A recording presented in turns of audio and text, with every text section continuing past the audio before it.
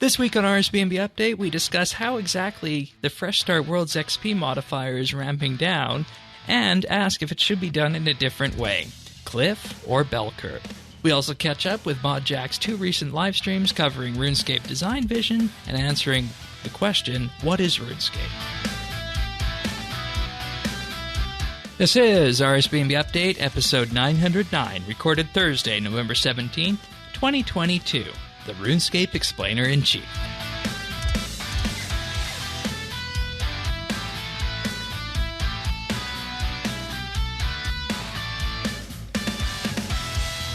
Hello, everybody, and thank you for joining us for another episode of RSBANDB Update.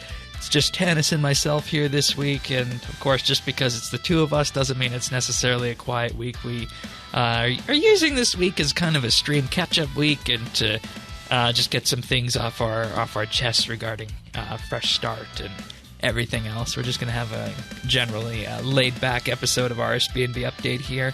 And, go through the update of the week and some patch notes along the way. Welcome aboard, Tanis. Thank you, Shane. Yeah, it's we're quiet, but it's not quiet. It's anything but quiet. Yeah, that's true. That's true. As we know how it goes in this community, and one of the things that I was happy, and the way this works is that sometimes I'll say that there's this thing we need to talk about, and we'll have a call. The two of us will have a call earlier in the week and do it, and sometimes there'll be something that you want to talk about, and we'll find time for that call too. And this week was one of those weeks, specifically when it comes to some Fresh Start stuff. And in the end, what we were able to do with that is actually work out a schedule of content for this that's not going to, be inflammatory like you see in so many other places on the internet. And we hope that that's something that the folks who listen to this podcast enjoy. So welcome everybody. That's what you're in for the next hour and a half or so. And with that, you can find me in game at Shane12088 on main, or Shane with 3 E's on Fresh Start. Tanis can be found at Tanis79 or FSW Tanis79. And we also, of course, have full show notes available at update.show. The friends chat is BitsBytes, so a whole bunch of us hang out in there. And, of course, we got Fresh Quest, the clan for Fresh Start Worlds. That's alive and kicking. But we're going to start this week with, people are going to say, why are you starting with a treasure hunter promo? Well, I think this one's a pretty big deal in that Time to Train is coming back. And first and foremost with this, there are now going to be dungeoneering and archaeology skill training dummies. Yeah. Woo! And, I'm not sure why they chose archaeology. And maybe this is just my biased perspective that archaeology is just a fun skill to coast through in more ways than one. Yeah, I really don't know why archaeology is included other than, I guess it's one of the few that doesn't have something already, but, And the thing with that is, like, most people probably really enjoy archaeology. I know we are all big fans of it, so, we probably won't be using archaeology dummies in any way, shape, or form, but dungeoneering dummies? Yeah.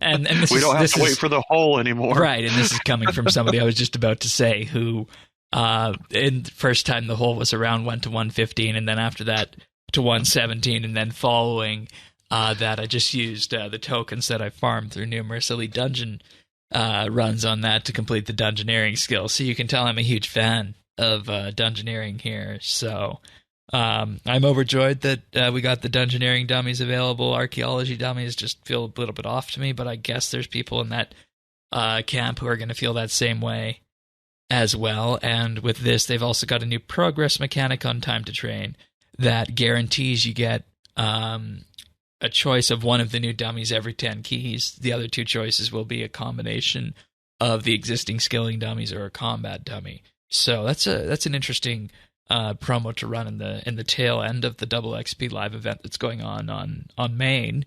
And the reason we're talking about this, and the reason this is raising many eyebrows, specifically in the Fresh Start community, is that on Monday, of course, the competitive period ends and we gain access to all our treasure hunter keys. And I know there's lots of folks out there like Zerdones and Thaxi who have been going crazy with the quests and are approaching that 500 stack of treasure hunter keys that they didn't have to pay for. And they're debating, do we go through these next week before Time to Train ends, or do we wait until the inevitable holiday rare comes out on Treasure Hunter? So that's a conversation we're having with this, and I know you have a boatload of keys for a different reason that you accidentally bought a number of weeks ago on Fresh Start. Yeah, and then I may have bought more. Oh, by accident or intentionally? Oh no, intentionally. Okay. We'll talk about that kind of as we go. I will be doing Time to Train because my goals for Fresh Start to begin with were different than probably a lot of people out there. I had taken into consideration that I probably couldn't be competitive, not at least not like I was back in the day, which was the right decision because I'm seeing my friends right now and they are dragging. It's rough. Oh yeah, everyone's feeling it. I mean, some of the people I was selling the farming products to have gone broke in the Herblo race. Yes, so exactly, and so I always had it in my mind that this was going to be a 4-month journey, and I was not trying to get 120s. I wasn't trying to get top 100. I really just wanted to see how many 99s I could get and how many alternate scaling capes I could get. That was my goal. So when the promotion came out, I had just opened up the client one day, and it was like double keys that you can't use for 6 weeks, but have them. Exactly, and we'll talk about this, but I was thinking with the XP the way that it was, if you were then to add bonus and then add your cinders and add all of your fun stuff, and to be fair, that's something we're not 100% aware of yet. We're not sure how that bonus XP that you get from a star will stack on top of the Fresh Start bonus as it ramps down. I'm assuming it will stack, but we haven't heard anything official on that. Yeah, let's hope that they don't make me cry anymore this week. And more on that in a bit, why that happened. But yeah. Yeah. So I mean, yeah, I'm gonna be using my keys because I'm in it for the XP. I'm in it for the 99s, and yeah. And, let's be real, the archaeology cape in Fresh Start is something that people probably want a lot of. And, if I get some of these archaeology dummies on Fresh Start, I won't hesitate on using them because at this point, sure, I'll go through archaeology, and I'm not making myself any guarantee that I'll be able, complete all the collections and whatnot within the next 8 weeks, which is a huge ask. But if anything's going to get me closer to that 99 and maybe a 120 on that, that's something I'll do if it comes up. And I don't have as many keys as everybody else, but I've gained almost at this point 250 keys naturally just by playing. So wow, yeah, that's nice. And see, that was the other thing, right? Like, I knew I wasn't going to get keys naturally. I wasn't going to do quests because they take me too long. They're annoying. I didn't want to have to deal with that. So I'm at a point in my life where I have a little bit of disposable income that I'm not spending on anything else, right? I've given up all my bad habits, and what I have is RuneScape. So I don't mind spending a little bit on the game. And especially when I'm been having as much fun as I've been having, right? Yeah. So yeah, that's true. And I feel like that we're well past the point where this is going to turn anybody off from the game, because at this point this is just part of the game that we have. That is RS3 in terms of how Treasure Hunter works and whatnot. And I feel like you're reasonably able with this promotion to choose what you get, so it feels somewhat decent in that regard on that. But the other change that was made this week was that the Protean items for herb lore, rune crafting, and cooking are now available in the Protean packs and can be converted between one another. So that's the Protean shakes, the Protean essence, and the Protean proteins, amongst other things. I think that of these, given what is most expensive to train, if you have a boatload of proteins around, Protean shakes are looking interesting if you're wanting to do some herb lore. I don't think that rune crafting and cooking are in a necessarily bad spot that you're going to necessarily want to choose those over the herb lore option. But hey, I mean, for those of us who have these huge Protean packs just still sitting in the bank, wonderful. Yeah, and you get them from one of the item, right? Like one of the, it's not a boon, one of the items you get, one of the progression rewards in Fresh Start. Yeah. Yep. Yeah. I still haven't used those, and I probably should use those before our 2.5x starts dropping down some more. So, but so of the two, of the dummies versus the included Proteans, which ones do you feel are going to be more impactful for you? Oh, dummies for sure, because any dungeoneering dummy that I can scoop up, I'm going to. That's going to get me into some resource dungeons. That would be awesome. I really would love to get into some of these that I haven't been able to get into. Yeah, because some of them are actually really good for your mining, and I know there's also a couple that are good for wood cutting and whatnot too. So yes, and there's even some that I want to get into just from an AFK combat perspective. So the resource dungeons they are great, but they can be pretty high dungeoneering level, and I don't want to. Which one are you thinking of for combat related stuff? The Hellhound one, the Blue Dragon one, Moss Giants, Celestial Dragons. That one would be really awesome. But I actually was thinking of going very, very old school and doing some Hellhound AFK type of stuff, unless I get Slayer dummies too, because then level 100 Mauritania Slayer dungeon. Uh-huh. Dark beasts, abyssal demons, and imps, so on and so forth. Yep. Yeah. Exactly. Okay. Yeah, and like I said, I want the archaeology cape, so if I get some dummies thrown my way, maybe.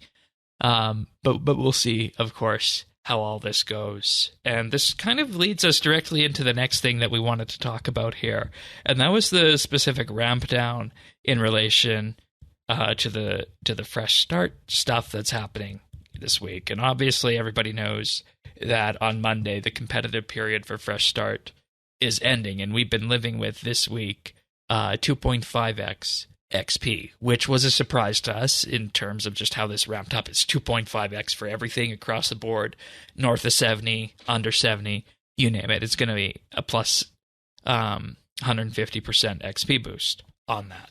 And this disappears Monday with the end of the competitive period. And this ramp down period is actually really interesting because nobody was told about how the skills XP was going to go up and how it was going to come down. What we're going to be seeing on Monday is we're going to be seeing a decrease to skills under 70 going down to 2.4x, so a 140% increase, which from 2.5x, that's not much to bat an eye at. We're still going to be making substantial progress on our under 70s next week, which I don't feel too bad about. That'll be, for me, woodcutting and archaeology next week. But the thing that shocked everybody was that the over 70 multiplier is going down to 1.7 times next week, or plus 70% boost for skills north of 70. And this really creates the perspective is that, are we going down off of a cliff? Or was this going to be a subtle bell curve kind of thing?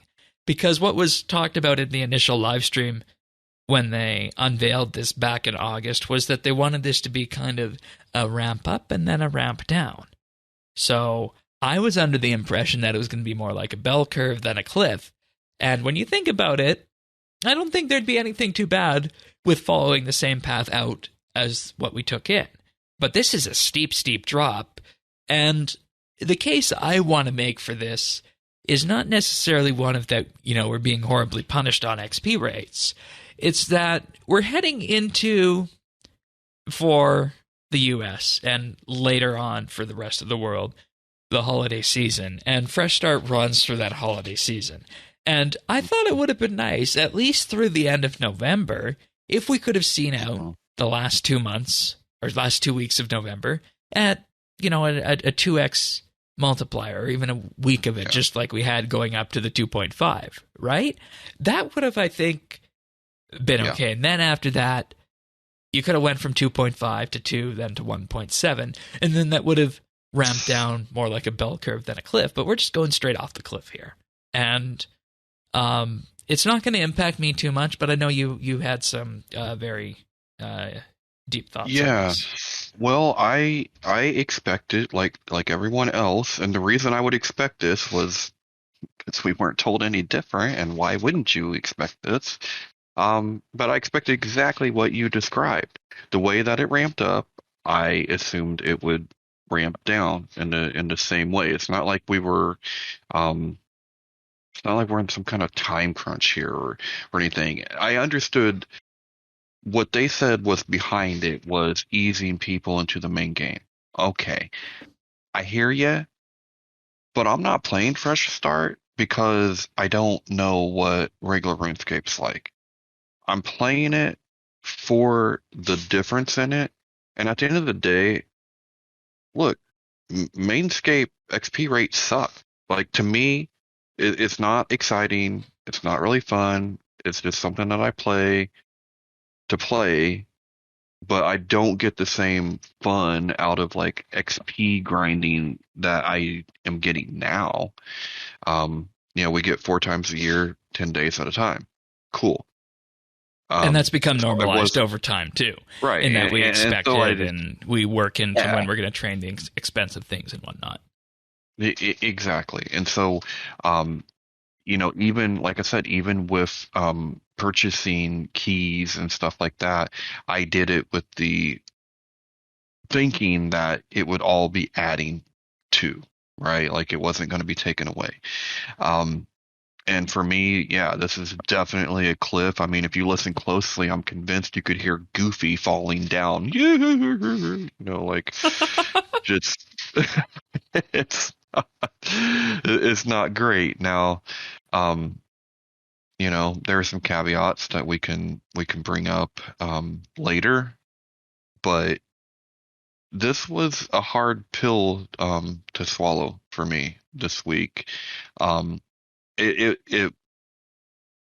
better. It's fine now. I wish it hadn't taken such a hard, and I would love to know what the thought process was behind and how we got to these numbers, right? Yeah. Yeah, because after it, sure, it's gradual. It's 10% a week, but why does it have to be so damn brutal? Like this first week, and not only that, but like, 1, we weren't told that. 2, we weren't told about a top 100 for total level. That would have changed the way people played. Yeah, and I mean, the point is they were trying to be responsive to what the community wanted with that. And the thing is, there's a difference between being responsive and too responsive. And, in the category of being too responsive, I think it's 100% valid to give the halos to the people who are in the top 100, because there's lots of people in that top 100 who are maxed now. I think it was like 7 or 8 yesterday. I haven't counted today what it's at. But I think it's an excellent thing. I also think that would be something that you learn and you put in, and that for next time, because people would have played different. Yeah. You can't, I mean, you're too far in. Like, you can't change your strategies at this point. No. But a lot of people may have. I mean, I totally probably would have gone for a total level experience. Like I feel like maybe I could have been competitive. Yeah, well, but I knew I could. you've been able to do those kind of things like that before. I have no doubt if you would have done that, you would have been able to, crack that top 100 total level thing. So Yeah. So, I mean, a lot of this comes down to the communication and messaging, and I know it sounds like a broken record, but here we are again. And it's the same thing when Fresh Start was first announced. The damn thing was announced through a leak. And because of that leak, they weren't able to put their own stamp on the communication with this. And as a result, you had the community jumping to the conclusion that the darn thing's going to be a failure. But anybody who looks at the numbers and the number of people ranked right now will know that it absolutely was not a failure in that same regard. And it's a question, again, on that communication front that you mentioned. Is Jagex determining the messaging on this, or are they letting the community determine the messaging on this? Because I see an alternate timetable where Fresh Start would have started 2 weeks earlier on time like it was supposed to. And that with that, you back everything up 2 weeks, right? We would have been coming out of competitive right as Double XP was about to begin. So there would have been a prime opportunity with that to bring us down from 2.5 directly into Double XP, give us Double XP like the main game, right? For 2 weeks, right? And then after that, you ramp down to the 1.7 and you see it through to the rest of the year. And I'm wondering if that could have been an alternate timetable that could have happened had Fresh Start actually started 2 weeks earlier, like would have been planned. Well, and I wonder if that maybe was the initial plan. Because think about this too. Originally, the multiplier would have been even greater. So I feel like it was, but the way that it was originally designed was probably the right way, and then they had to make all these changes, and now stuff doesn't fit right. Yeah, and we don't have any information about whether or not that's true or how that all lines up together, but it kind of smells that way, and I don't know if that's necessarily a good thing or a bad thing. And let us just go back to August and realize that this thing, in terms of the XP multipliers and whatnot, was derailed by the community, by people who didn't wind up playing this thing. Let's be 100% honest with that. And when they there were those of us here, they liked it. There were those of us here who would have been fine with that other XP rate. And I went into this thinking we were going to have way more people maxed than we do. And as it stands right now, we don't have that many people maxed. And, with a limited time event like that, if you're encouraging people to push through it and go for those total levels, go for those 120s, go for those 200s, we could have used a higher XP multiplier, and then that could have factored in to a better ramp down on this. But at the end of the day, like you said, it comes down to communication, in that there needs to be a message that's delivered, and that message needs to be delivered succinctly. And if it's not able to be delivered succinctly, that's when you have the problems, because the messaging gets away from you. And that's what happened with the initial Fresh Start. And, we hate to be the bearers of bad news here, right? But it comes down to what we always say. What we always say is the biggest problem that Jagex has had, in terms of, aside from updates that are riddled with glitches, I'm looking at the sigil kind of update, right? That sort of thing. Aside from updates like those, the biggest problem that there is in terms of shipping updates, when they are not received well, and that's a legitimate thing, they are legitimately not received well from time to time. When this happens, it comes down to communications and the setting of expectations. Expectations that are not set by the community, not set by Jagex, and interpreted by the community, leading to a problem. And that's what happened. That's what we came to the conclusion of when we had our discussion this week, and that's exactly the same thing that you fell victim to this week. Yep. I mean, it got me, and and we do this week in, week out, right? Like, but it it got me. Yeah. You know, no one is immune. Yeah, and just as an example here, the Fresh Start FAQ was actually replaced with the updated one on August 25th. So the one from the initial launch Sunday is no longer available. So we don't know what they said and what the language was on the actual boost at the time. Right. Yeah. So, I mean, okay. Either way, gotta manage expectations. I mean, we really sound like a broken record here, but it's messaging, it's managing those expectations. If I knew that at the end of the competitive phase, it was going to take a dive like this, okay. But I'm going into this thinking it's more gradual. I'm looking at 4 months. I know that I'm not competitive. And if I was thinking that competitive is the only time that it's going to be good XP, well, maybe I only do competitive then.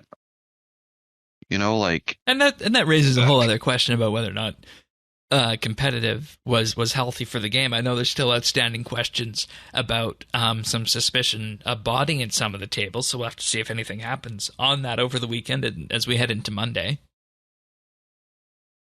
I'm sure if it is, it will be uncovered. I mean, I hope so. Yeah.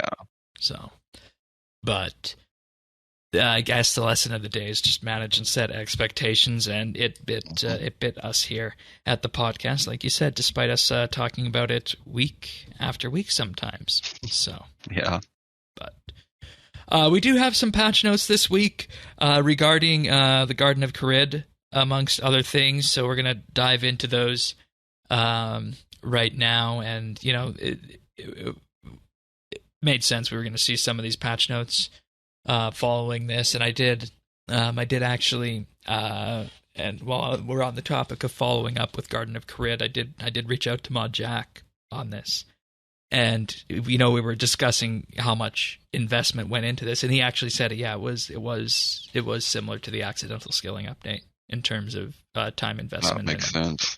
And expense for it, I believe. So that makes sense, and I mean, with a lower really graphics budget, which makes far-reaching, yeah, great update still. Yeah. Follow-ups from it.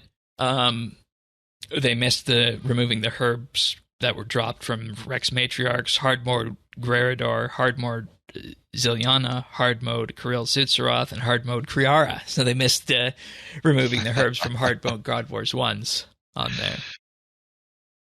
Luckily, it wasn't noticed because not many people are doing it unless you're looking for a pet. No, it's not really worth doing hard mode God Wars 1, but Rex Matriarchs definitely.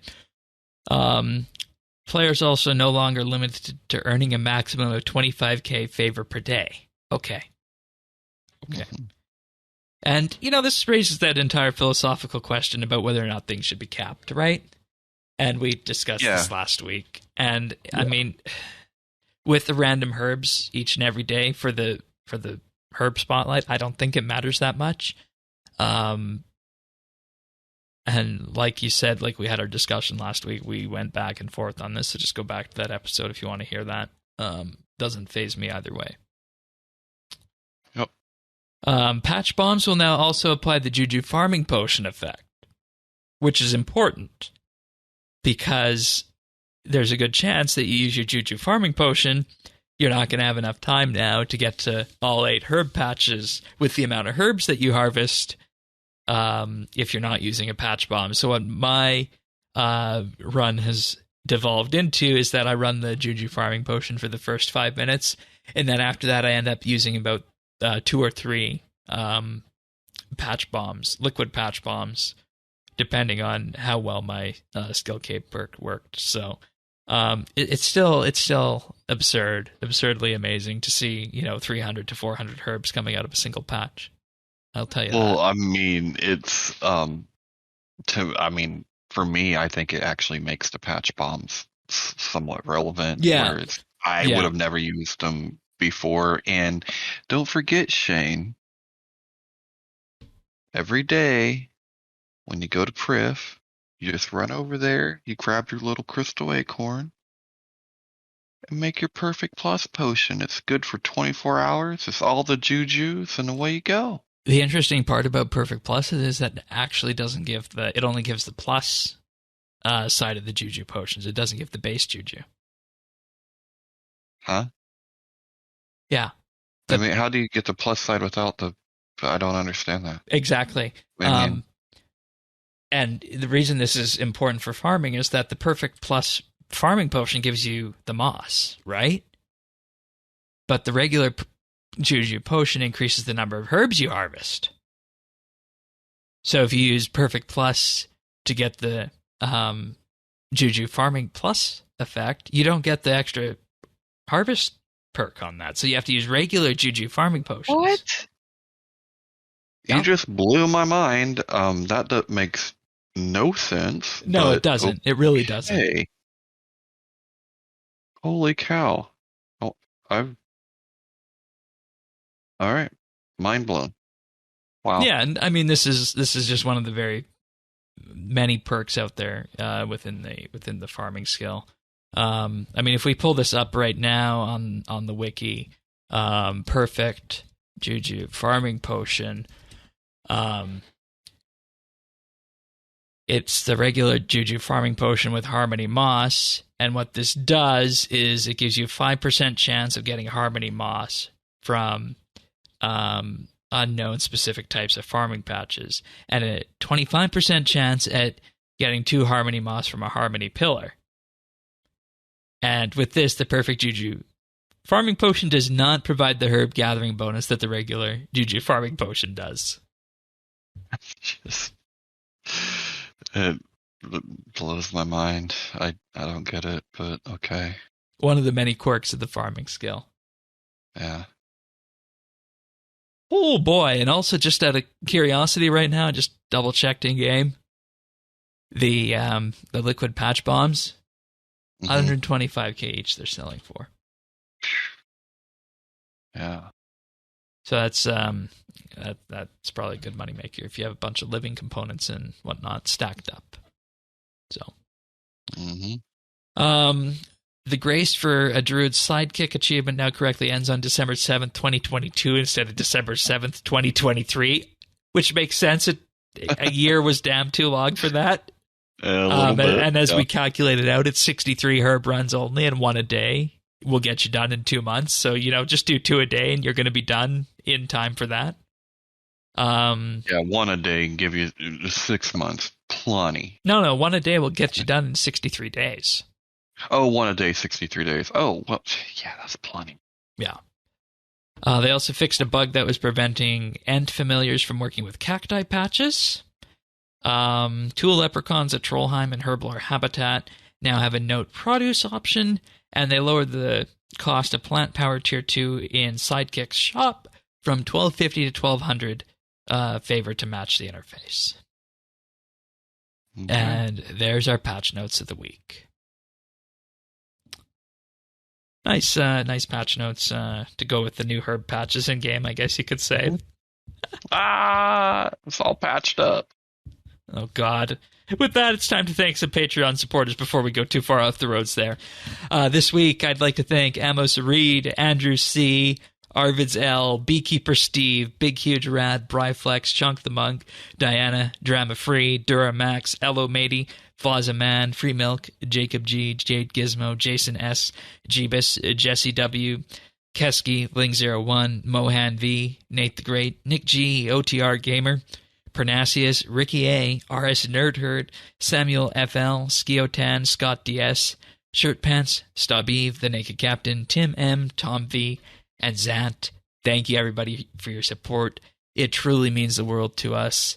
And we're in the process of voting for the next monthly bit that we're going to be doing at the start of December here. And let me just check on the poll what we got right now. 80% say to do holiday events in RuneScape, and there's 3 days left on that. So unless anything changes, that will be what we go for, look at all past holiday events and what holiday events mean in RuneScape. And if you want to gain access to that episode or any of the other 50-odd monthly bits that we've done, you can sign up at patreon.com for as little as $1 a month. You'll gain access to that entire back catalog of monthly bits. You'll gain a special mention in our show notes, and you'll be helping to provide the cost for hosting and production of RSBANDB Update. And there's one more thing at this time of year. Around this time of the year is when we do the annual RSBANDB Update, RSBANDB Christmas card. So with that being said, if you want to have a Christmas card sent out to you, become a Patreon member by December 1st, and we will send you out a Christmas card. And when you do that, when you sign up on Patreon, just make sure that you choose the option to include your shipping info. That will share it with us securely, and we'll send you out a card in December. So once again, if you're interested in getting a Christmas card from the hosts and producers at RSBANDB Update, sign up at patreon.com/RSBANDB for as little as $1 a month.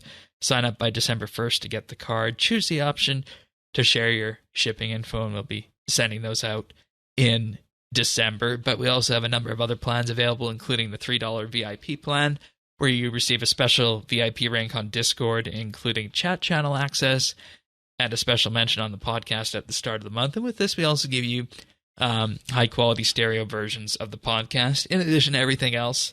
And if you want what Patreon is telling me our most popular plan, that's interesting they highlight that out there, that this is the most popular plan. For $5 a month, you'll receive a shout-out on the podcast each and every week, and you'll also gain access to the outtakes that we use to make the clip show at the end of the year, which in the previous weeks there's actually been quite a few of those. So if any of this sounds interesting to you, check it out at patreon.com/RSBANDB. And of course, a big thank you goes out to everybody who supports us and for allowing us to do what we do here. And we'll be getting that monthly bit about the holiday events out unless something changes in the next 3 days in the first week of December. And it's also worth mentioning we'll be running our RSBANDB Update November Roundtable this Saturday in Discord. If you happen to be listening to this before Saturday at 9 p.m. game time, just pop into Discord and come say hi. So, with that being said, thank you, everybody. It means a lot to us. Thanks. All right. So it's stream catch-up day here. We're going to catch up on the last two of ModJack's streams this week, and they're interesting ones. They're doozies. Yeah, they are, because there's lots of big revealing information in here about design decisions that were made back in the day and how things feel now. So we're going to start with the Design Vision stream, which aired on November 9th, and just go through a bit of a framework of what it is. So the Design Vision is a way about thinking of the game, in effect prioritizing and making decisions. And what he told the dev team is, and I quote, "We are not the creators of RuneScape. We do not dictate what it is. We are the custodians of RuneScape. We are the inheritors of something precious. Be proud, be smart, be bold, and have more goals." And that's what ModJack's mantra is going forward as lead designer for RuneScape. And isn't that great? I love that mantra. And do you remember the Decider, Shane? Remember we had a president like to call himself the Decider. Who are you thinking of? Oh, Mr. W. Mr. W. Bush. Oh, really? Okay. Yeah. He called himself the Decider. Okay. Well, the reason I say that because ModJack to me he's the explainer. Like the explainer in chief. Okay. Yeah. All right. My favorite part about this is his be bold option, because I think one thing that we're aware of acutely here from the community side is that it feels like for a long time there has been a reluctance inside the company to try and break the mold and do things that are bold, right? Everything since EOC has felt so safe, I think. And the few times that they have tried to step out and, go outside of that realm of safe, I'm looking at Metaphos expansions. We had a big U-turn on that, right? So I think Yes. of be proud, be bold, be smart, and have more goals. I think the be bold one is the most interesting to me on this. Now we're going to go through some of these. So when it comes to being proud, he said that mistakes in the past have come from wishing RuneScape was something else, and that they should not try to imitate their competitors, and that they should focus on RuneScape's unique strengths. And the analogy he gave between what is RuneScape, which is another whole talk on itself, and what is RuneScape 3 versus old school, is the analogy he gave is that RuneScape 2 or old school is like that child's climbing toy that when you're a kid, you're absolutely enamored with it. But as you get older, that changes, and you have to find those outdoors adult climbing gyms now. That was his analogy that he used for this, comparing RS3 to old school with that. And with that, old school should be RS2, RuneScape 2, just like it was, whereas RuneScape 3 should be RuneScape 2 like you remember it, if it makes sense. Yeah, no, I mean, that makes sense. What I like about all of this is just the way he explained it, right? Like, you should focus on what makes RuneScape special and its strengths. Now, some of the things that make it unique aren't necessarily strengths, but it still nonetheless is part of RuneScape, and it would have a different identity if it wasn't there. Yeah. Precisely. And in terms of those unique strengths, being proud also encompasses the ability to return to or rediscover the strengths of RuneScape, which is interesting because, like we said, it feels like everybody post EOC was trying to be super safe, right? Mm-hmm. Whereas, well, that's fine, but that doesn't really grow from a business sense. I don't want to put the business hat on right now, but businesses don't grow by being safe. That's how you be IBM. Well, I think even more interestingly, a lot of us are rediscovering some of RuneScape's strengths. Fresh right? start. Like with Fresh Start, you start to see again like the diversity of the skills, how awesome grinding that XP out is, and how the early game and mid game weaves together so nicely. And people thought that the skills people weave thought the skills at the low levels were dead, but they're actually wonderful for the most part. Yeah, except for Hunter, it's getting better, but it's topic for a different day. Exactly, and what I think we forgot. I mean, and Iron Man, they remembered this. They've been going through it, right? But a lot of us in the main game, I think, have forgotten the way that the skills interact with each other and the idea behind them when they came out. To have these partner skills, and they all work together, and you forget about that when you can go to the Grand Exchange and just train whatever you want. Individually. Yeah. On Fresh Start, we weren't doing that, so it was like you trained you want to train smithing. Well, you did some mining, and then now you're training mining and smithing. You want to work on some fire making or fletching. Okay, well, you better start cutting some wood. And all these things work together in a way that I think some of us had forgotten. Yeah, I agree, and that all comes to the RuneScape identity, and then that in a way also leads into being bold, and that change aspect I was talking about, because he very much said that they had been wary of changes, but now they need to be clear that they will make bold changes on purpose, and he specifically pointed to the Garden of Carit update on that. Yeah, and what I like about it is like their changes, and they are bold, right? Like the thieving, that's a bold change, but it's a quality of life change, and it's something that isn't so it's in the game. It's not so foreign that you don't have a frame of reference for it. Like, it's not EOC. It's not something like that. Like, yeah, it is bold, it is big, but it's not startling, right? Like, you don't go, what they do? And to me, that's the difference. Yeah, and, he also pointed out that content should be linked together with the old and the new. And one thing that failed this was Mazcab, in that Mazcab was its own, sectioned off place that had no link to the game world, but still lets you play RuneScape there in a very, very different way. And he highlighted that as an issue at the time. And this led to the next point, was that at this point in the game's life, they'd prefer to fix underlying issues rather than just polishing them with QOL. So what that means when it came to the herbs was, rather than finding a new way to manage disease, just change how disease works. Yeah, and that's kind of, for me, it's almost just semantics, because to me it is totally quality of life.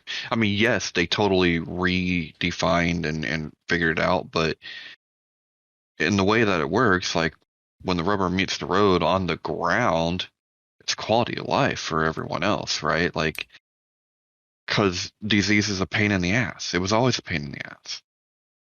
To not have to deal with that, it made my life easier. Oh yeah, absolutely, absolutely. So I mean, I see why it would call it that way, but in the end, it makes your life easier. Yeah. Now, in regards to being smart, he fully addressed that the players want reworks, those 18-month-long reworks, but they also want content updates. And with this, to accomplish this, they're going to try making sure that every update should improve the game, and, touching on the be bold part, fix things as you go. And that's what they did exactly with the Garden of Corrit, in a way that a modest fix could have been just done to the herb issue on the drop tables. With this, they also hit the monthly update marker of adding something new to the game. Yep. And I mean, and it's far-reaching content, yeah, right? Like, exactly. And that content is for life, not just launch month, and that it's going to persist and be useful beyond, 3 weeks from now. Yes. So, and then there's a fun little typo. Rather than, working towards long-term health of the game, it said must orc towards long-term health of the game. So RuneScape potentially could have orcs. Who knew? Yeah. Goals, and this, touches on something that everybody has always talked about in terms of RuneScape 3 versus old school. We are not EasyScape, he said. Each goal will, of course, be easier, but that means there's more goals to complete overall, and anybody who's gone for Master Quest or Comp or Trim knows that. And the mantra of RS is going to be that there's a new goal that you might have, but over time it might get faster and easier because of new content that comes out. And he said he's okay with that, because otherwise, the game would effectively not grow, right? And not be completable. Yeah, and I think there's a line that you have to kind of straddle, but even as players, you have to kind of understand how it's okay for some things to change, as long as the identity of the game doesn't change, right? Like, I think it's okay for XP rates to change over time. Yeah. It's different. We're all growing. Time fluctuates between what you have and what you can do. The ability to play has changed between being locked behind your desktop or being on a mobile device. All these things are things that have changed, and I think are okay to change. Where you don't want to see change is that that essence, that identity of what the game is, right? Yeah. Like, Yeah. These aren't the best examples, but would I love to see a game that wasn't on a tick system and had free movement? Yeah, of course I would love it. Would that be RuneScape? Not really. Yeah, and that was touched on a lot more in the second live stream, and why maybe changing that's not necessarily a good thing. We'll get to that one after. He also talked about the different kind of rewards that you can have in game. You can have progressing rewards, stacking rewards, and horizontal rewards. So progress rewards means that, you know, you're in effect just leveling something up as you go, right? Whereas stacking is, the prime example here is overloads, in that it would stack powers onto weapons. Enrage mechanics exist for a reason of ensuring that power creep means that you won't be able just wipe the floor with your weapons and whatnot when you go fight certain bosses, right? Mm-hmm. So that's a different kind of reward. And then the most interesting one, and I think the thing that a lot of people in our community are itching for, or what he called horizontal progression, new forms of horizontal progression, where those are goals that are independent of all other old goals. And the examples he gives here are achievements or boss skill logs, in that they don't stack and they aren't progress rewards like getting XP and skills.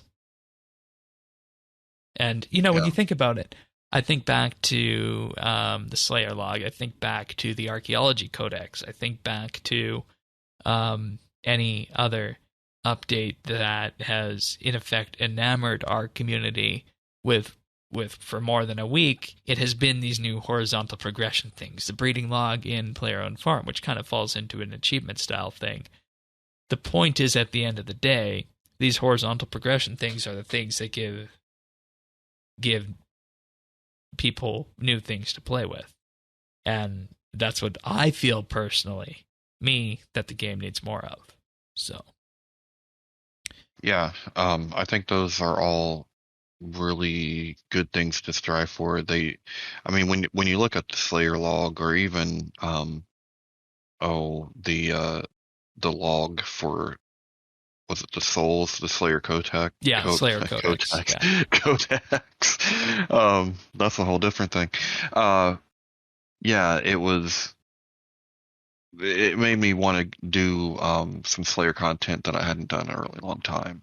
So that's the nice thing about the horizontal goals. Yeah.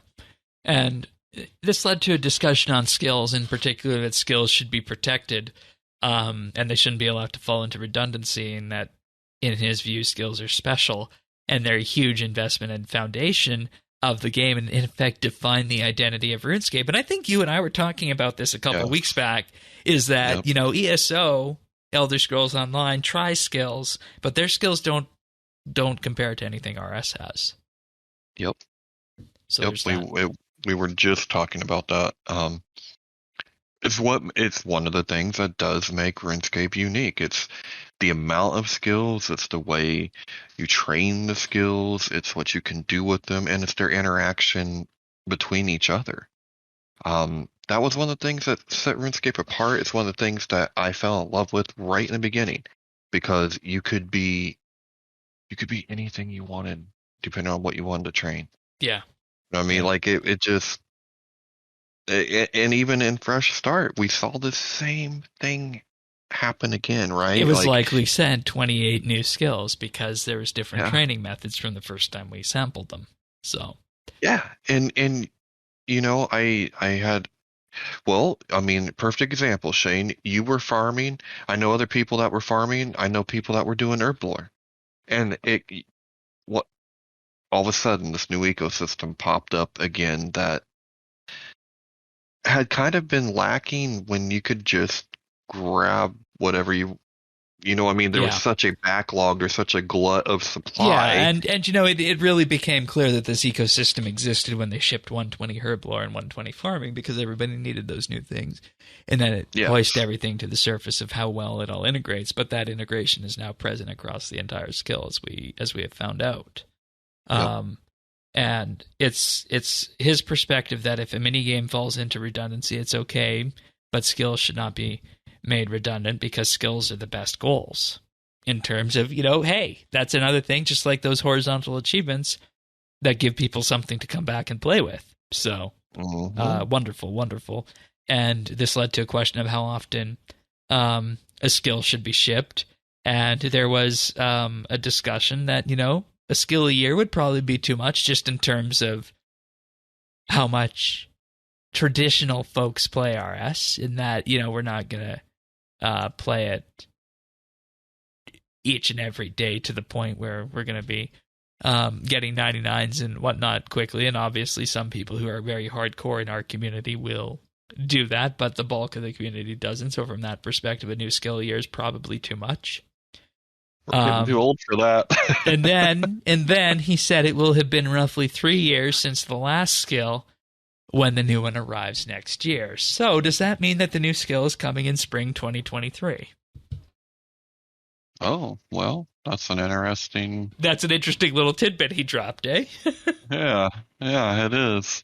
Of course, we don't have an exact date, and we know archaeology launched March 30th, 2020. God, that doesn't feel like 3 years ago. That's no. Fresh. And maybe Jagex needs another pandemic to ramp up engagement when the new skill launches, eh? Oh, I hope not. I mean, I joke, but that did help them. In all honesty, that's what the financial report says. Yeah, I'm sure it did. Well, let's no pandemics, none of that, Shane. We will. Well, like they say, war is good for business, peace is good for business, right? I guess pandemics are good for business too on that perspective. Though, of course, here we don't want anybody to get sick, but it would be nice to have something to kind of harness that energy of that skill. So, yeah, you know what else is good for it? Like social movements that advocate for like time off work, paid vacation.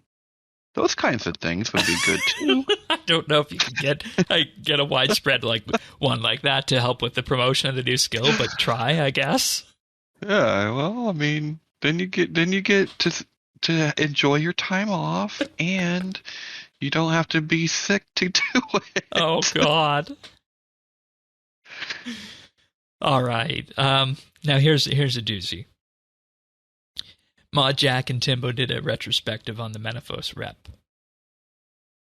And their analysis of it shows that the Menaphos rep was effectively a skill with one training method that didn't change and had limited progression. And that's why people hated it.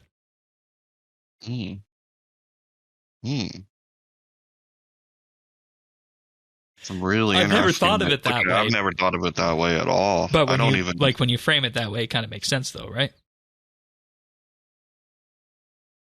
I've got to think about it. Like that's a very foreign concept. And I mean, when you think about it, the training method was skilling in Menaphos, and granted, you had choices between 4 or 5 skills on it, but there was very little diversity between it, and it was grindy, and you didn't get rewarded along the way. Yes, in a meaningful way. So I can see. Yeah, and I guess in those kind of ways, it's kind of like a big dungeoneering floor. Oh God. Also, and we're starting to see the RS3 player retention model come in with these goals here that he was talking about, because it's those horizontal updates, it's those progression updates, it's those new skills.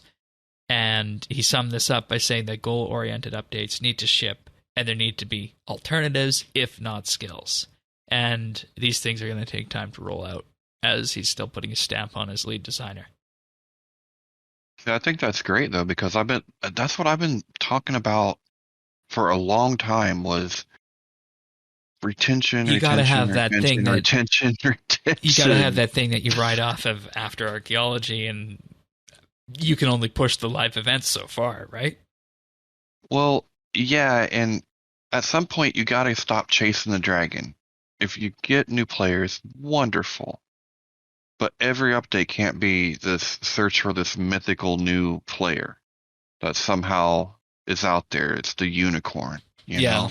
That was touched on too in the next one as well. Right. Which is an interesting one on that. And whether or not they exist is, of course, a topic. Because I don't know how you would find new RS players in this day and age. I think it'd be a wonderful thing to do, but I don't know where you'd look for them. Yes, exactly. Well, I mean, it's becoming generational. That's where you look for them. Interesting. Yeah. Yeah. All right. And in summary, he said that Jagex is the custodians of RuneScape. They're proud of the game that exists. They need to be bold in making it even better. They will be smart in making those changes, and they need to ship more goals. And there we have it. Then they went into a bit of a Q&A, and the hope over the next period is to get a buy-in from the players about doing updates in this sort of way with fixing things, and that the Garden of Carid was a start. And as an example he gave, in terms of gauging if people would be interested in doing updates this way, is he said, what if a new hatchet shipped and tree mechanics were changed as an update to woodcutting? So you ship a new hatchet and change the way hatchets work, and also just make trees non-competitive like mining. It would be... Oh my god. Because when you think about it, that's like 75% or so of what would be in a woodcutting rework, right? Well, yeah, and that has been a pain spot for me in Fresh Start. Like it's still it's still a pain spot, and all I can think of right now is, please don't screw this up for us, guys.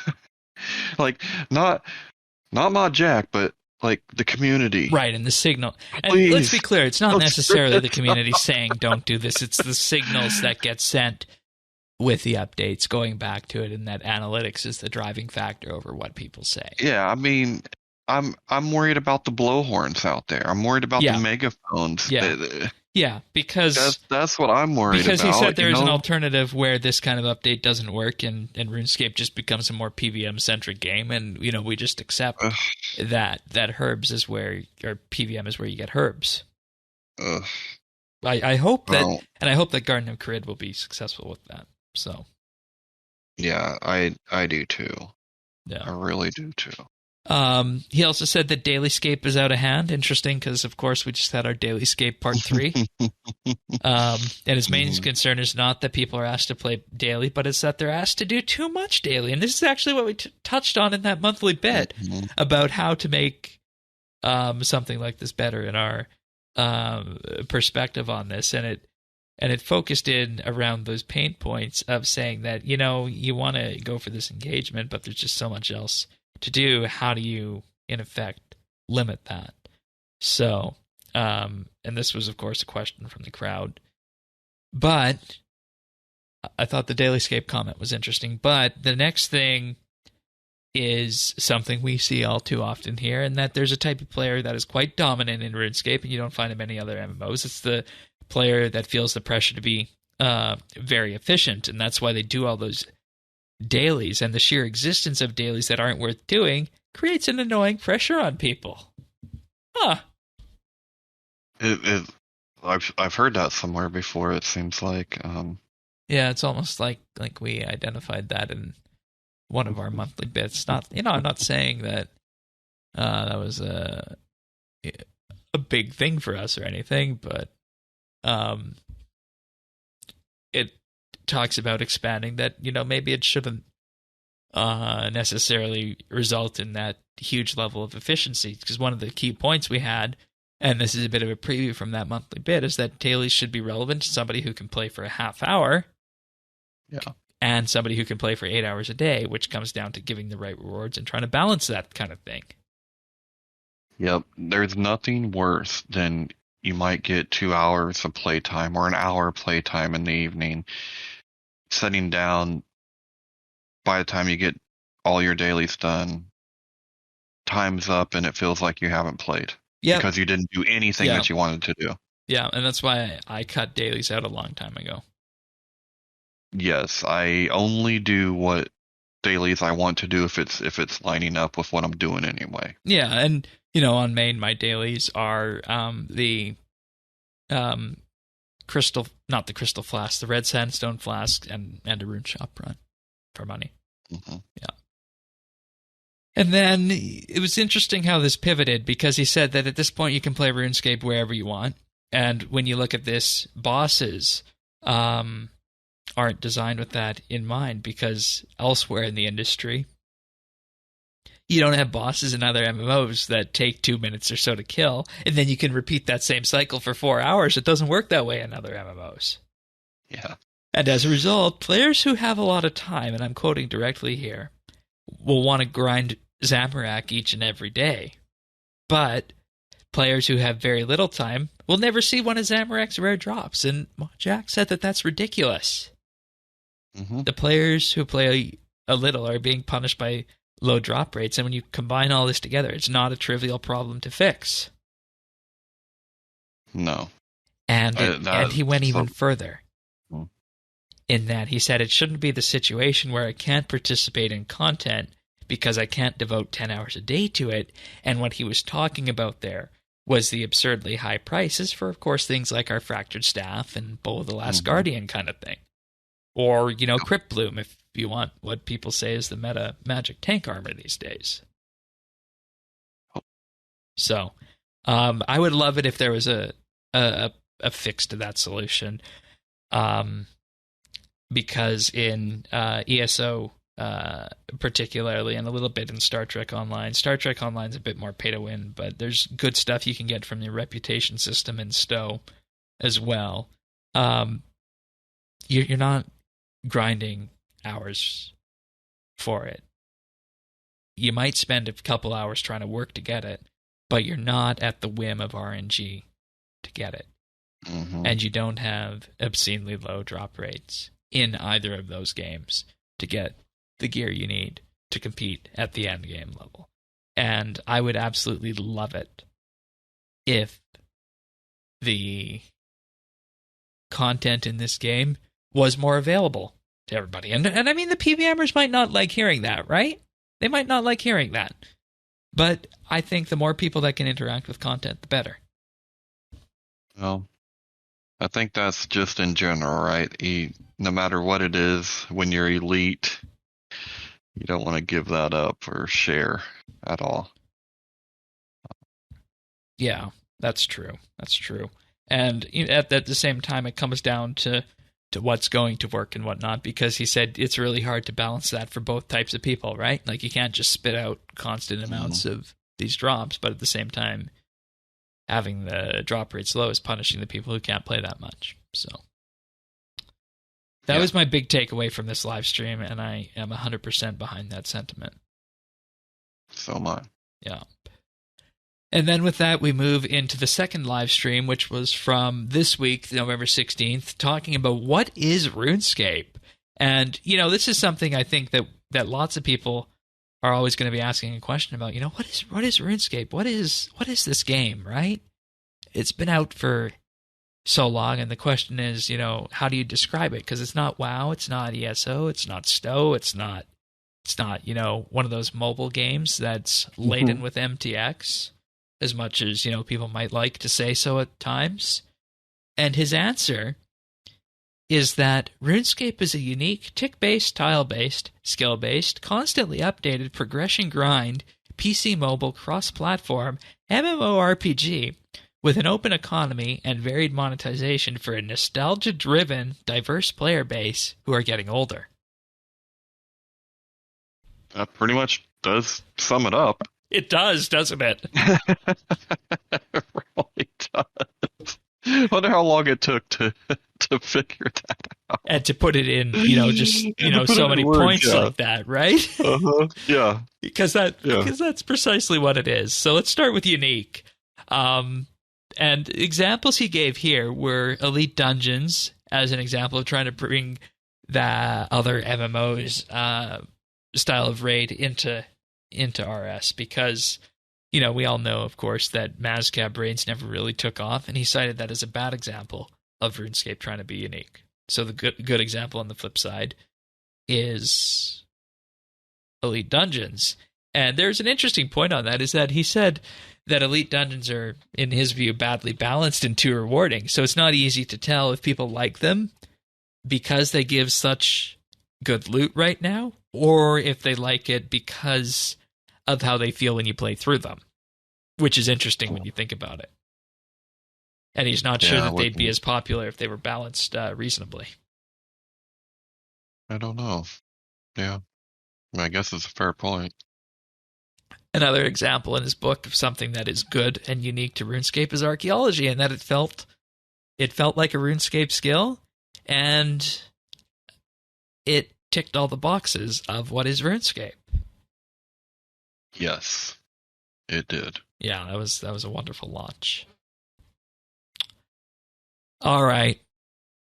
Everybody says that Jagex made a mistake with EOC. And a bad example he gave was EOC. In that he said it was a mistake to radically change the identity of the game. And there were mistakes made around the RS3 transition, but it would also be a mistake again to delete EOC. Mm-hmm. And they could do that by forcing Legacy onto everybody in the next game update, but it would still be a mistake. Yeah, I mean, at this point you can't go backwards, and we have. And I'm wondering, is this the first acknowledgement from somebody in power at Jagex that EOC was a mistake? It's the first time it's been said, but they've acknowledged it in the way that they have approached everything since then. Yeah, and you could tell that they were walking on eggshells after that, right? Yeah. So he's just the first one to actually say it. Say it and, say what the community has been thinking all these years on that. Which is interesting because I don't know that I've ever seen a lead game designer anywhere, or even a company, just come out and say that something they did in the past was a mistake. Oh, I mean, granted, we got to an okay, we got to an okay place now, but as it shipped in 2012, November 2012, oh god, that was 10 years ago. Yeah, and it wasn't. It wasn't the perfect. smoothest transition. He's got that right. And it you know what, that I had a bit of an aha moment with this too, because it made me think, aside from bossing, do you really need EOC in today's RuneScape? And I know we've done the monthly bit on Legacy and whatnot, and we know Legacy is very powerful. But it got me thinking that if you didn't do PVM, do you need EOC? Granted, the action bar and whatnot is nice for skilling. I'll give you that. That's the main reason to leave it on. But aside from that, what do you need EOC for aside from PVM? I did very little of it when it came out. I did a little bit, but because you could not move that action bar, I couldn't see to be able to fight very well. We didn't have revolution. There was no revolution. I focused on skills for the most part. I mean, I did a little bit here and there, but I focused on skilling, and I didn't need it at all. It was just very much a situation for me that kind of broke my brain. And I think if we can admit that mistake and accept that going back to the previous live stream, that it's time to be bold again and try new things and step out of that realm of being too safe. I think if they can step out of that realm and realize what RuneScape is and what the players want, I think we could potentially be on a good path here. Yeah. So, yeah, I do too. And then the next part of this comes to the tick-based question. Yeah. Ticks. And, I always say that I could play RuneScape and do PVM and RS if the tick system was removed. And I surprised everybody last year with the Elder God War stuff. I got to the point, and I'm still at the point, and this message, I guess, goes out to Bryflex. I saw your DM a while back, and I didn't get a chance to reply to you on that, but we'll look at doing Rise of the Six or something once Fresh Start is over and finally completing Reaper Crew. And that's the point I got to with PVM. is where, I've been to all the bosses. I was able to know the mechanics of all of them. I found a few of them fun. I found a few of them annoying. In the annoying category, definitely Raksha. I actually found Solak more fun than Virago, believe it or not. Really? Yeah, I did. And I had my favorites from Elder God Wars and God Wars Dungeon 2 and all that. And with that, I realized that I had come to be able to do what David said, in that I was able to work within the tick system now. In that I was able to anticipate when the next ticks were going to come up and be able just to work within that system. And as a result, I've come to realize that I personally don't need the tick system to go away. And that's where this discussion comes in, is that the tick system is very, very core to what makes RS RS. So with that, he said it's not practical to change the in-game tick rate because everything would break, and you would need dev time investment that's equivalent to a new game to update everything, which we all know. And yeah, and that's what got me. Look, I've never been a fan of the tick system. I would love to see it go away. I'd love to see free movement. I'd love to see these things, but I would have to see that in a new game, a new RuneScape, not what we have now.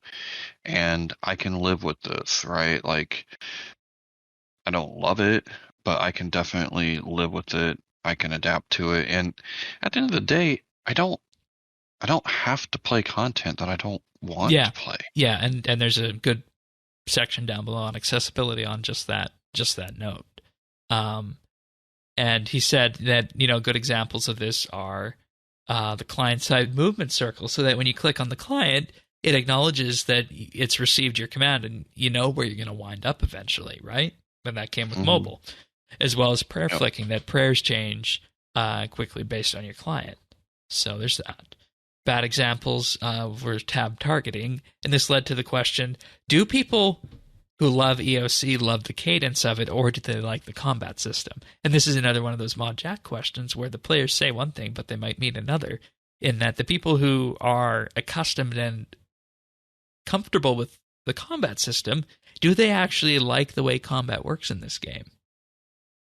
Or do they just like the fact that they're able to get those 0.6 second marks down in their head and they know how it's going to work from tick to tick? So, good question.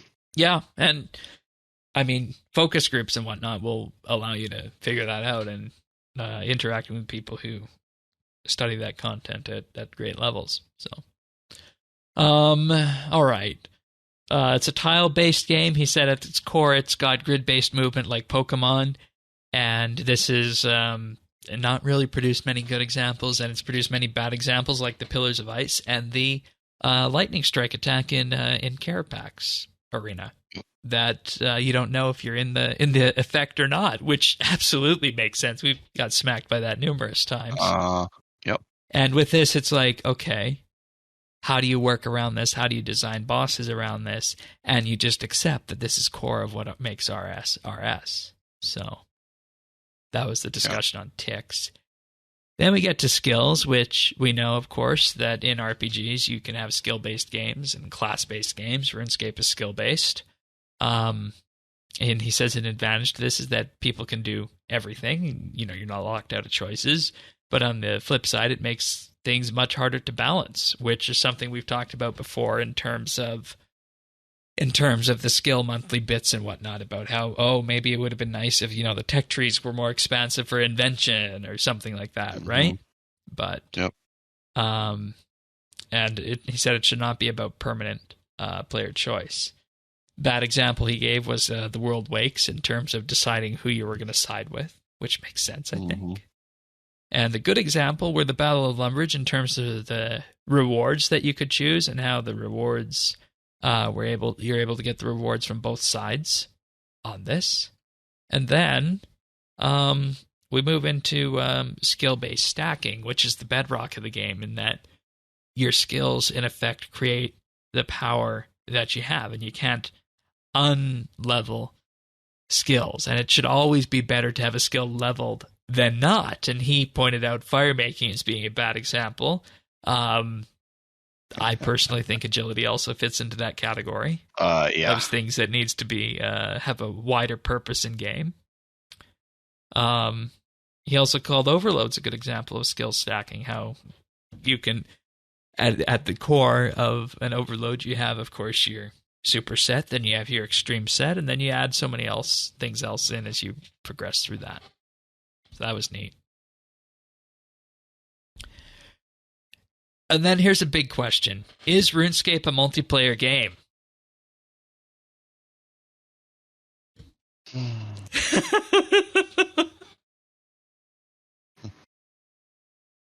I like what I mean, I kind of like the answer to this. The answer was that content should be single or multiplayer, but allow for single player. And you should not be forced to group with people.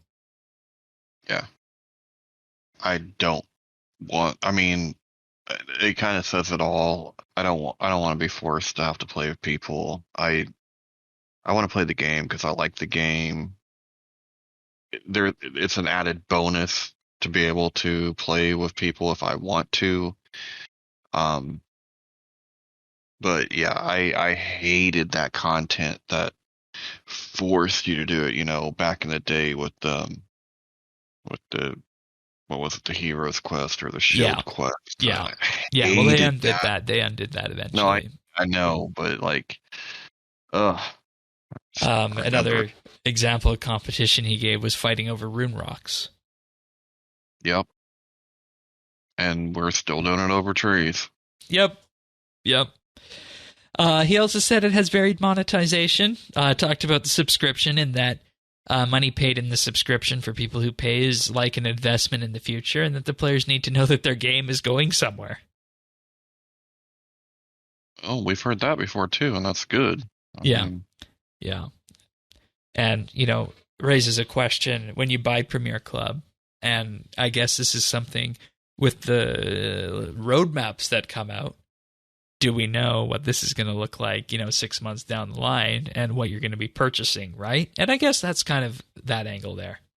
Well, and that's the only caveat that you got to give to this, because I don't want people to feel like, well, because I bought Premiere, I should have guaranteed new content in this XYZ way because I paid for it. It's like, well, no, sometimes you should be getting the Garden of Crete type of, you know what I mean? Like, you don't have to get, not every update is going to be a big, huge new content update. And just because you have a membership doesn't mean that, like, it really needs to be what's right for the game, month to month,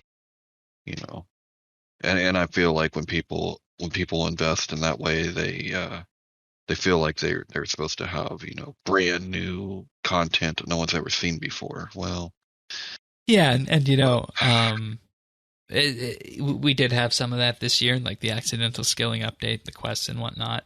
But at the same time, you have content like Garden of Crete that augments existing content, right? And with that, it would be interesting to go back to this year and kind of put the updates into buckets of where they landed on that, right? Like, take the abyssal I feel creatures. An interesting December coming on. That's an interesting idea. I think I know what you want to do on that. Maybe. We'll see. Also varied monetization with treasure hunter and time limited events. And, he said he wants to talk more on this, but needs to talk to, specific people in the company to make sure they deliver this talk properly, specifically around the monetization angle. And he said, you guys have all seen our finances, and nearly half of the revenue comes from non-subscription sources, which we talked about a couple weeks back. He also said they need to do a better job at integrating episodic content and events. That's true. So it doesn't just go away, right? After all this development time and effort and all that. Yeah, and I think that's why we've seen fewer of those events over the years, is that they come and go and then they're gone, right? Yeah, no, exactly. And, they did well with that with the Violet is Blue quest. that they actually did a Christmas quest, and then with that, ship something that's still there, and lots of us did for Fresh Start. So, and then we get to the big points of nostalgia driven, which is essentially a strong buy-in from passionate players, and this means that Jagex has to work with the established game. And this seems like another admission here. This is another admission that RuneScape as we know it is relatively set in its ways, and it's not going to change much beyond what we know. And in particular, he said it's not a canvas or sandbox, and that the past needs to be fused with the future, where 2/3 is familiar and 1/3 is novel. You think what that is that Garden of Create all together? Yeah, you're right. You're right. And what I'm wondering on this, is this kind of trying to say that we should be, and I don't want to say leaning on old school, because leaning on old school implies that things don't change, as is the mantra for old school. But it goes to that typical RS feeling, I think, with this. Is what I'm getting from this. And go ahead. It leads to what we talked about before. I think this goes back to the identity of RuneScape. It's not it can't change, but it has to change in certain ways, and always with the identity being central to it. Oh, and also with that, you learn from old school in that core RuneScape identity can't change. It's just a question of the delivery, and that's the difference between RS and old school. Mm-hmm. And I think that's what the nut that they finally cracked here with this. Yeah, I agree.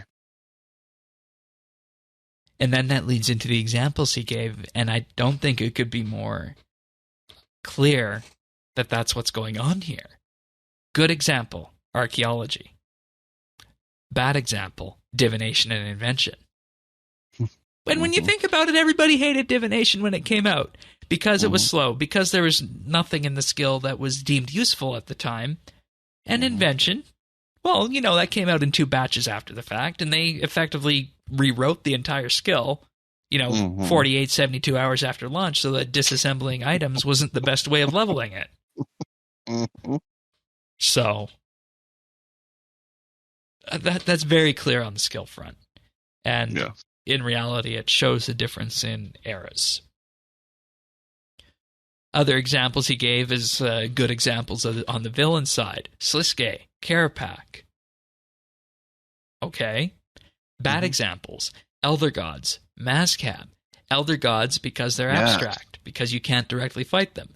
Mazcab because it's so far away, it's disconnected from the main world. Yes.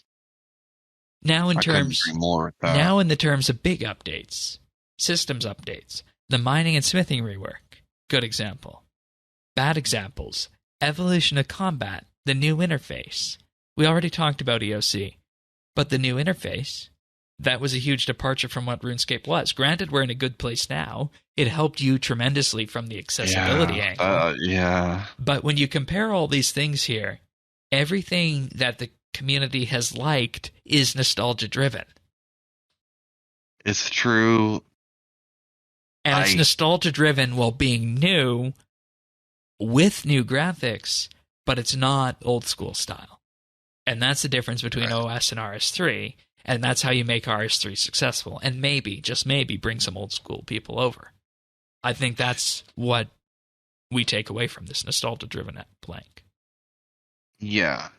That being said, I'm glad that the interface came in when it did, because it wouldn't come in now, and I don't think I could play like that, like I did in the beginning. I just don't think I could do it.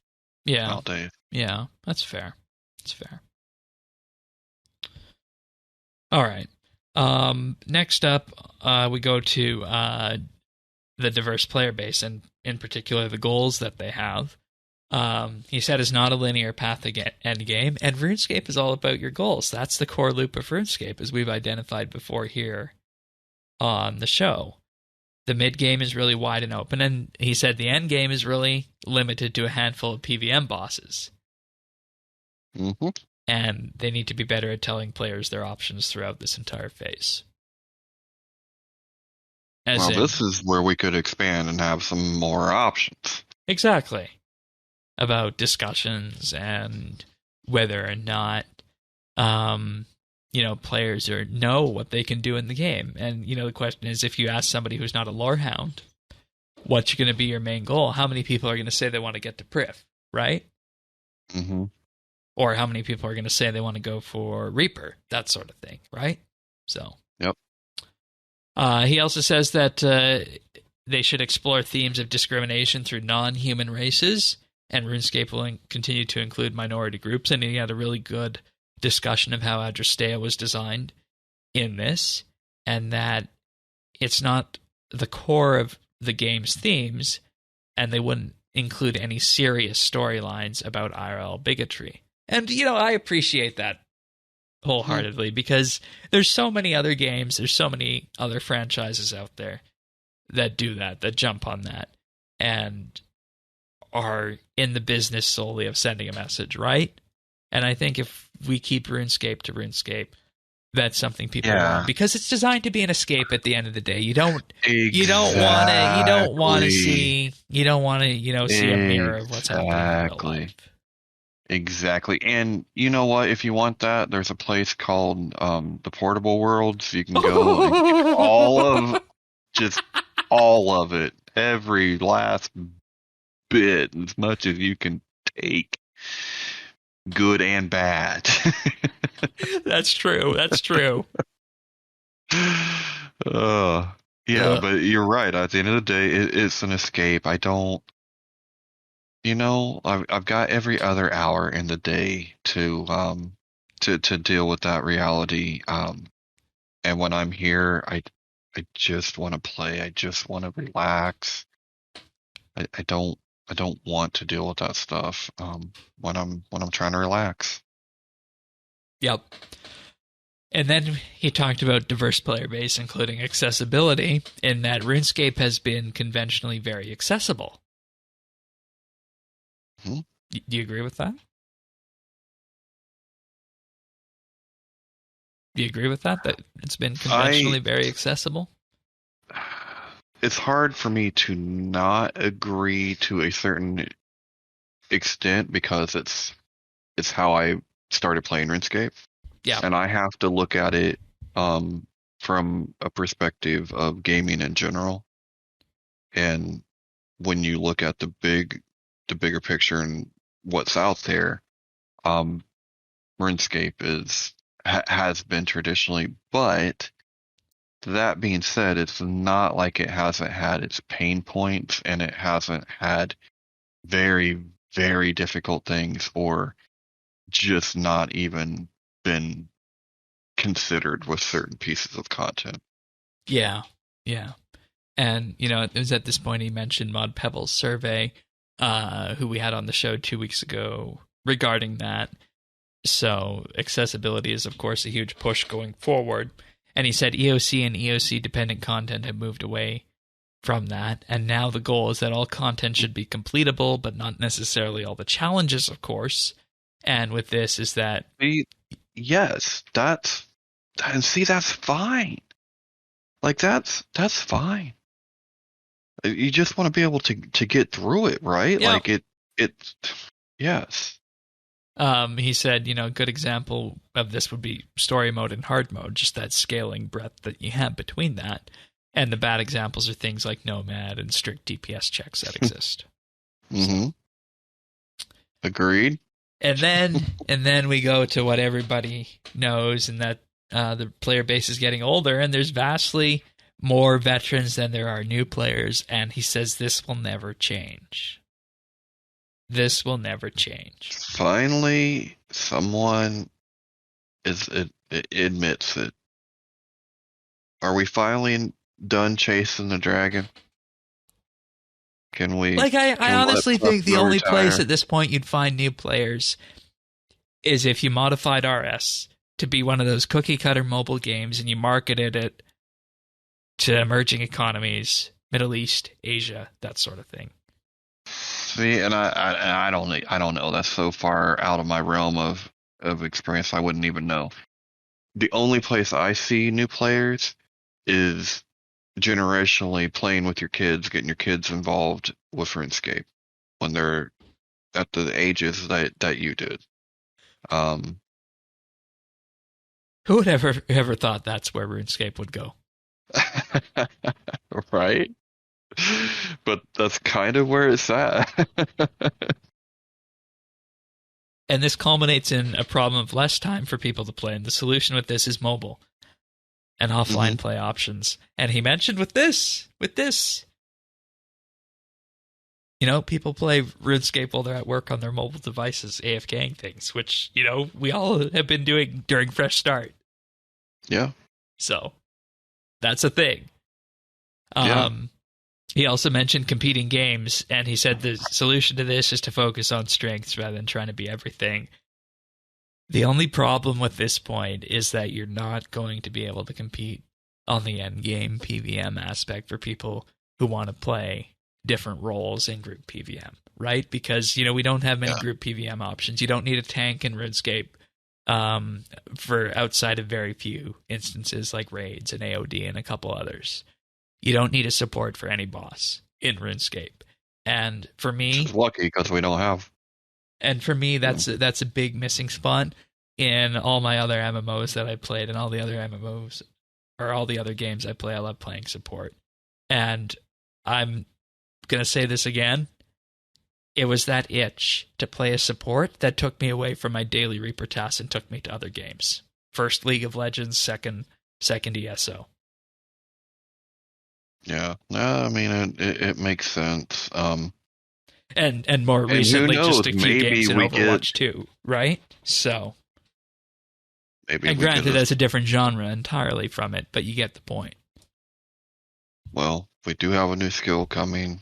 Maybe we actually get the first real support skill. Mm-hmm. I don't know. Who knows? I doubt it. I don't know what it would look like. But I mean, hey.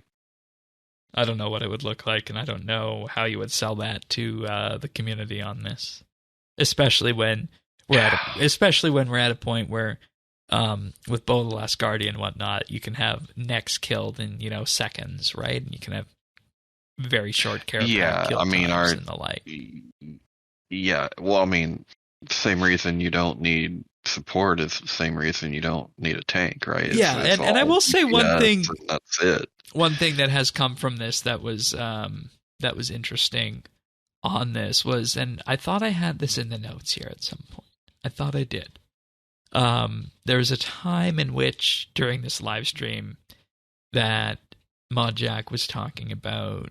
I don't know which stream it was, but I guess I forgot to write it down. He was talking about how EOC has its own quirks and whatnot, right? Like how Magic became the tanking class and whatnot, and how Crypt Bloom wasn't necessarily designed to fit into that role. And I asked a follow-up question on this in particular about Crypt Bloom and Animate Dead, and he said that it wasn't that Crypt Bloom and Animate Dead shouldn't be tanky and shouldn't make Magic the tank class. It's that there wasn't a strategic direction to make Magic into the tanking style, if that makes sense. And that doesn't mean they're going to necessarily change how that works, but it was just never a design decision that was made. And the part of the design going forward is to have a strategy behind that. And one thing I will say on this is that it has made me interested in looking again at, maybe resuming the daily Reaper tasks and going at some point to get the Vestments of Havoc from ED4 and build one of those melee glass cannon builds. Because what other game has a melee glass cannon, right? Well, There's rangers and Yeah, but not stuff melee like that. distance. So No, not melee distance. And I honestly, I think the way they envisioned it is kind of how I use it, how I play it, okay, um, because I'm not using it as a tank. I'm not there for everyone else, but what I do use it for is survivability, right? Like I yes, don't, I can't put out that kind of DPS. Couldn't afford the equipment if I could, and it's all about surviving long enough to be able to just to get a kill or just to get through it. yeah, yeah. Like Greater Ricochet, 900, 910 mil right now. Grand Yeah. Exchange, 934 price check value. So that's Yeah. come down quite a bit, but still expensive. Right, So. versus doing a quest and getting animate dead. Right. Or in another game, farming gear or doing dungeons and whatnot, and just farming it that way, right? Mm-hmm. So we take what we have, but overall, that answered what is RuneScape and the design vision going forward for the game, and I'm content to leave that there for this. And I think we had some interesting discussions on this stream, so I'm glad we were able to catch up on all of that this episode, and hopefully you guys enjoyed our analysis on it. So Deep dive. alrighty, we're going to move on to what we've been up to and other things, but right now, just a reminder that, of course, we do have our Fresh Quest clan. If you're interested in a clan on the Fresh Start side, you can check that out. We're also in Friends Chat BitsBytes, and we got a whole boatload of us hanging out in there as we push through the last weekend of competitive. And with that, we do have some Fresh Start achievements this week. So if you want your achievements read out on the show for Fresh Start, visit update.show/FSW. So this week we have Battle/F with 99 firemaking on the 16th. TTV Highcliff with 99 firemaking as well on the 14th, as well as 99 woodcutting at the same time. Then on 13th we have Battle/F with 99 construction. That's a big one. Fresh Soupy got 99 ranged and 99 defense on November 11th. And Battle/F again with 99 woodcutting on November 11th as well. Congratulations, everyone. Lots of Fresh Start achievements there. Yeah, very nice. And then we get to the boatload of double XP live achievements, starting off with Jad Chor with 200 million agility XP on November 16th. That's a big one. I hope that was with Silverhawks. Because, oh my god. Ultra Dog 177 with 120 Dungeoneering on the 16th.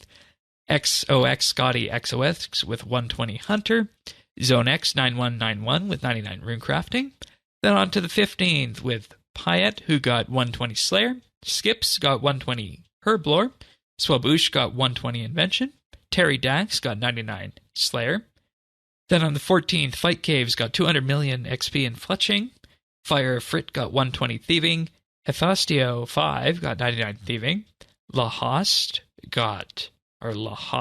I guess, got 99 Dungeoneering on the 14th, as well as 99 Construction. Zone X 9191 again with 120 Herblore, rather.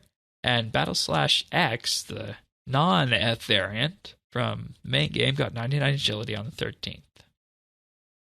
Very nice, very nice. All right. Well, then moving on to the 13th, we have Drama Free with 99 Herblore, Lotzi with 99 Smithing, Hunter, and Fletching, all on the 13th.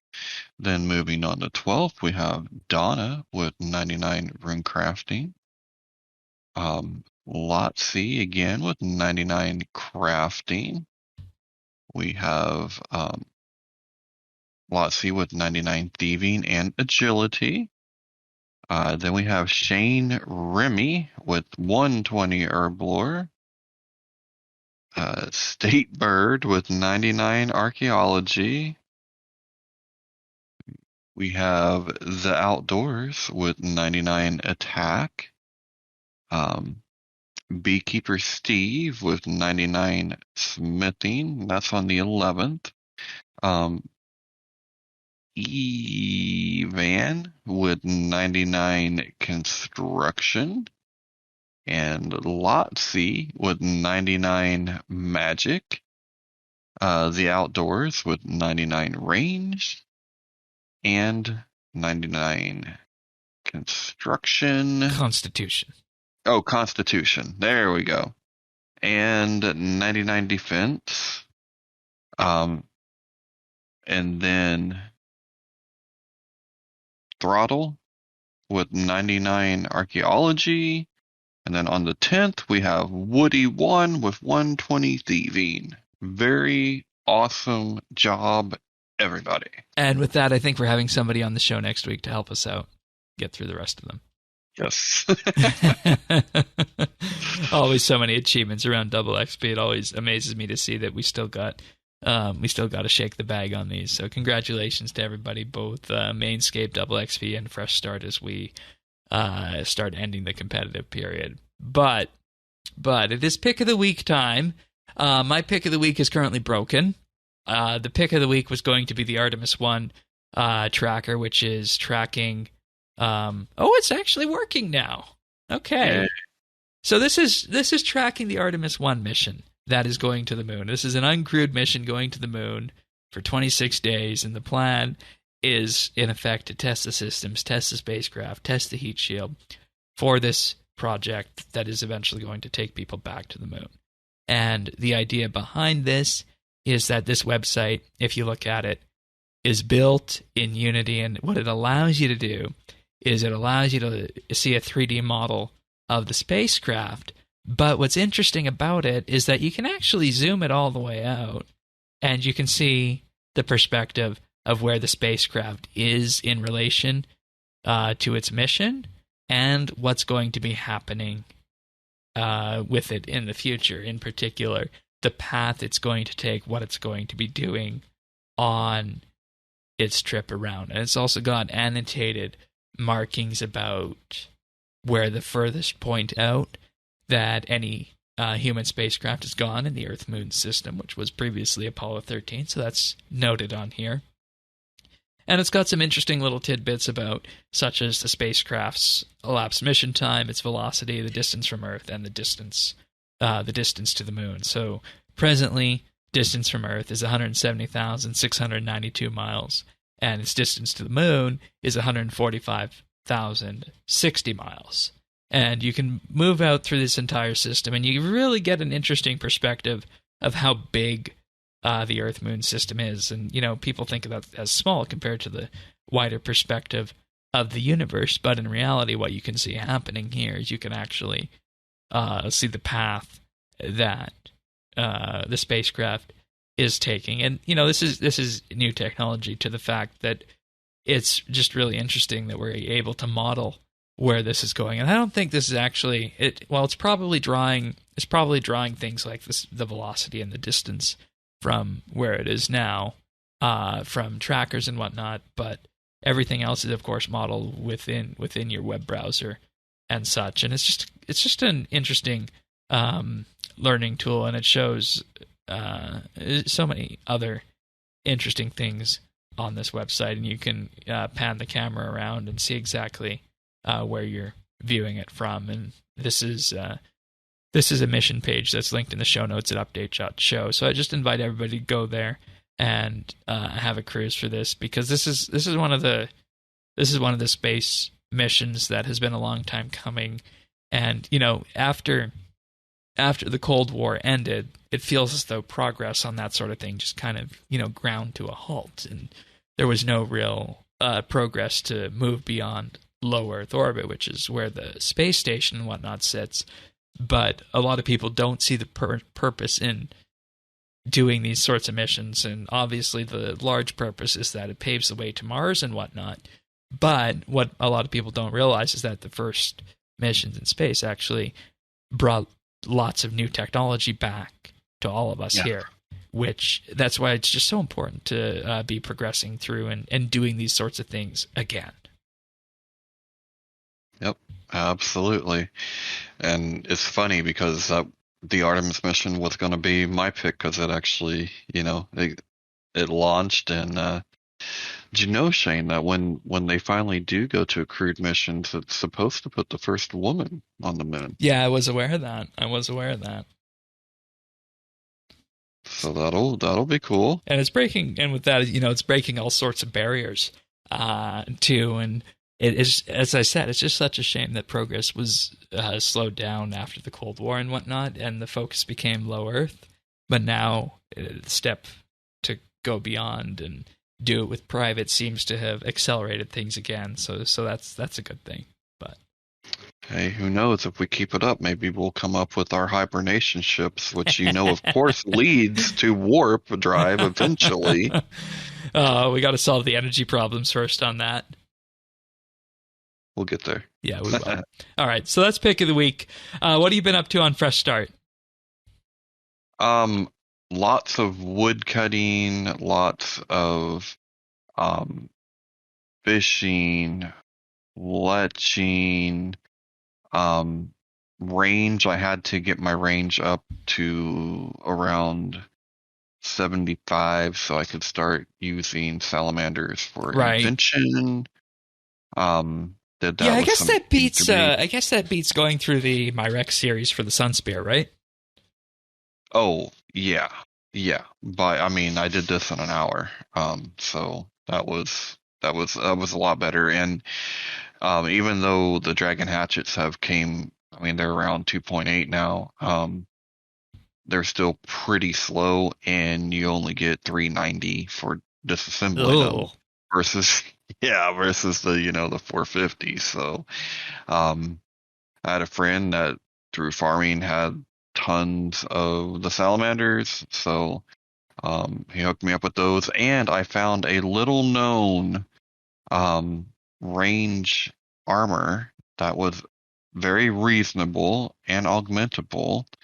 And I didn't even know it existed, but the dinosaur hide stuff really is augmentable. Is it power? And I'm not sure if it's power or tank. All right. It doesn't matter to me as much, but yeah.